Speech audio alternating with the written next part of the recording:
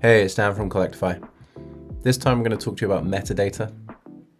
The metadata tool is where you sort out the back end of your NFT collections. It's really important to get this right, so you might want to spend a bit of time on it. And although I'm going to give you an overview of how to do it on our tool, there are certain elements of it that might warrant more research. This is definitely something to think about ahead of time because the rest of the contract creation tools really depend on getting this right, okay? Now don't worry, it's not as complicated as I've maybe just made it sound. One thing you want to do is you want to keep this thing organized, especially if you have multiple NFTs that are all part of the same project. These are mostly all distinct things from other trials and demos. But if you start to create something which has several elements, several different contracts all coming together, then it makes a lot of sense to give things logical names. That allows you to keep on top of everything because you can update your metadata. For example, if you have a series of PFPs, you can change the images over time. The best thing to do, as ever, is to show you how to do it. Before anything, you need to give it a name and an unreveal image. The unreveal image is what people are going to see before the project is revealed. This is something you may or may not even want to do. This used to be quite a common feature where people would mint a project, then they would get the unreveal image and have to wait until a reveal date to see what's going on with what they've actually got. If that's something you want to play with, cool. If not, you can actually just leave it as revealed all the time so people can see it immediately. And again, going back to keeping it organized, I've just established that this is my lands project. So dashboard.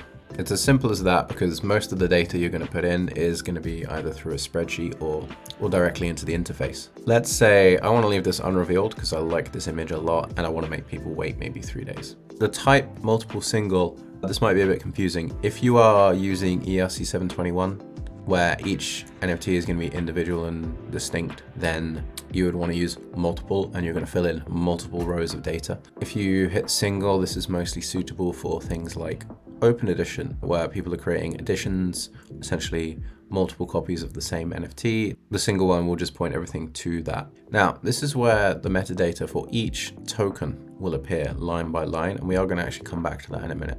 But you are actually able to add everything in completely manually here. Now, if you're doing like a multiple type project, this is completely unmanageable as a way to do it. But if you're just adding a single piece, for example, for an open edition, then using a template and editing this directly here is a pretty easy way to do it. Just remember, because this is a code box, it's really sensitive to having missing elements. If I do that, you'll see an error code on the line. If you prefer to use this format, go ahead. It might actually be better to export this to a text editor or a code editor so that you can see the whole thing in its entirety. Certain code editors will also flag up errors if they see them, okay? Now that's the manual way, but if you want to create multiple rows of metadata, this is where you want to do it. We're going to take this API key here. We're going to copy it. Then we're going to go to plugins down at the bottom. This is where we want to go. Upload Excel to metadata, enter the API key, and it's going to give you a metadata template. I'm going to open that, and here's our template. So what you can do is you can fill this in piece by piece. It's much more intuitive because especially if you have certain things which follow logical procedures, such as ID numbers, you can obviously drag and drop and populate lists rapidly. It's also possible through spreadsheets to randomize columns. If your NFTs have traits, this is where you populate that too. Trait type will be the category, so planet, and in this case, and the trait value here might be a dwarf planet, right? This one might be resource, and this one might just say rare metals. So you see, this is obviously much easier to fill in than the other form. To show you one specific advantage, especially if you have a large image-based project, this might be a bit small, but if you can see, the image ID looks like a logical file name. Now, this isn't the easiest thing to add into a list, but if you do this with a clever bit of Excel programming, you can use this to automate the process of giving a logical and correct name for your image. Now, this brings us to the next thing, which is image hosting. We actually don't offer native image hosting for large projects. We have a lazy minting tool which you can do that, and you can do it through the ERC 1155 contract type. But for large scale projects, you will need a third party. This isn't an endorsement specifically, it's just what I like. I use AWS Cloud.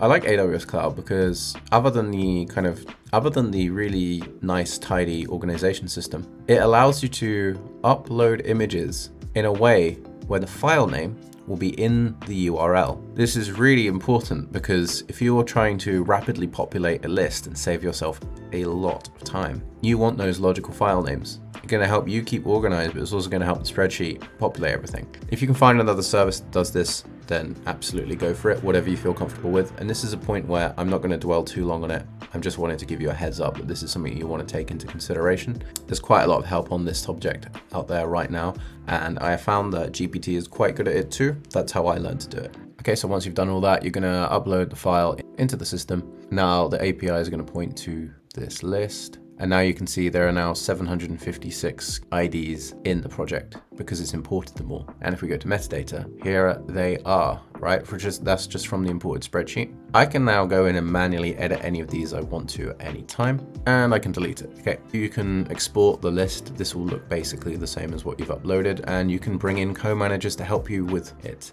If you're working on a new project, you will want to keep this address on hand. This is the address that points to this section of metadata, and every NFT that you try and create afterwards will ask for the metadata URL. You can easily find this, of course, by coming back into it, or if you are keeping a project sheet with your name, copy, images, this is worth keeping to one side too. And that's going to do it. Metadata is quite a big and complicated topic, but once you get your head around it, it's not scary at all. Again, take a look into what your NFT project requires and do a little bit of research about what kind of metadata you might need to put behind it. There are a lot of tools out there to help you do that. All right, that's going to do it for now. Good luck with creating your metadata for your project, and we'll catch you in the next one.